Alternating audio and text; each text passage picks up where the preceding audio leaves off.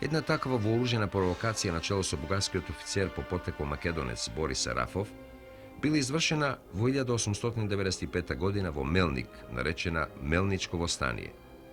Не водејќи сметка за дадените жртви при задушување на востанието, бугарската влада постигнала да се свати во европската јавност дека во поставувањето и разгледувањето на македонското прашање, таа е фактор за кој секој пат треба да се води сметка.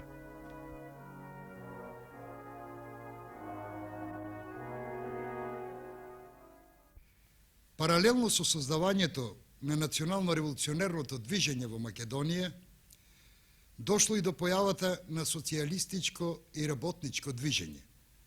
Првиот носител на социјалистичките идеи била македонската економска емиграција, печалбарите и интелигенцијата која студирала во странство.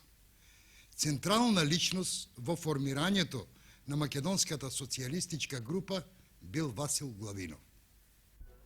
Македонските социјалисти уште во почетокот на своето дејствување зазеле позитивен однос према македонското национално револуционерно движење.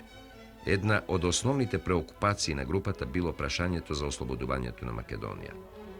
Тие го следеле развојот на револуционерната организација, одржувале тесни врски со повеќе нејзини членови. Македонската социјалистичка група започнала со издавање на весник Револуција како орган на македонските револуционери.